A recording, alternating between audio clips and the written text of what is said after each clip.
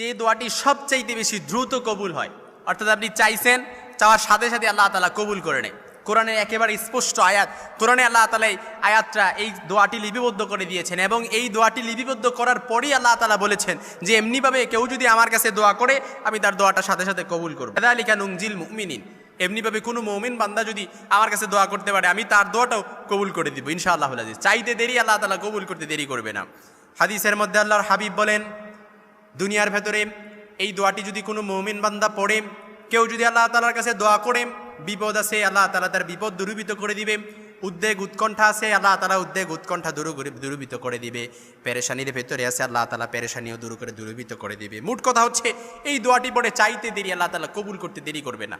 দোয়াটি একেবারে সহজ, লা ইলাহা ইল্লা আনতা সুবহানাকা ইন্নী কুনতু মিনাজ জালিমিন। সাইয়েদনা ইউনূস আলাইহিস সালাম এই দোয়াটি পড়ার কারণে আল্লাহ তাআলা তাকে মাছের পেট থেকে অন্ধকার থেকে আল্লাহ তাআলা তাকে হেফাজত করেছিলেন। যেই আল্লাহ তাআলা সাইয়েদনা ইউনূস আলাইহিস সালামকে হেফাজত করেছেন সেই আল্লাহ তাআলা কিন্তু এখনও আছে।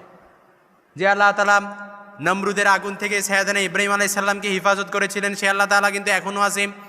যে আল্লাহ তাআলা সাইয়েদনা আইয়ুব আলাইহিস সালামকে হেফাজত করেছিলেন সে আল্লাহ তাআলা কিন্তু এখনও আছে। যে আল্লাহ তাআলা সাইয়েদনা ইউসুফ আলাইহিস সালামকে কুয়া থেকে হেফাজত করেছিলেন সে আল্লাহ তাআলা কিন্তু এখনও আছে।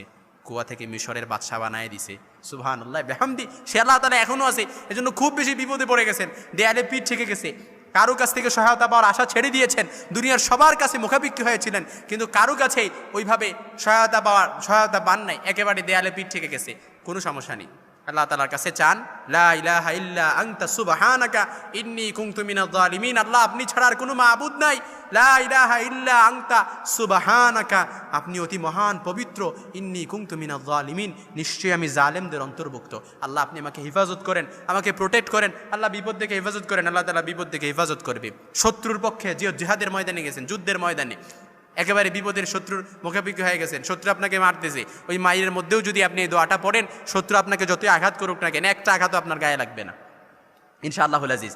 বিপদে পড়ে গেছেন, একেবারে বিপদের সম্মুখীন হয়ে গেছেন, হঠাৎ বিপদে পড়ে গেছেন, এই দোয়াটি পড়বেন, এই দোয়াটি সাথে সাথে পড়বেন, ইনশাআল্লাহ গাইবী সাহায্য পাবেন। কারণ এই দোয়াটা দুনিয়ার ভেতরে সবচাইতে দ্রুত কবুল হয়, যেটা সাইয়েদনা ইউনূস আলাইহিস সালামের পরীক্ষিত একটা দোয়া। আল্লাহ তাআলা সাইয়েদনা ইউনূস আলাইহিস সালামকে এই দোয়াটি পড়ার কারণে আল্লাহ তাআলা হেফাজত করেছিলেন।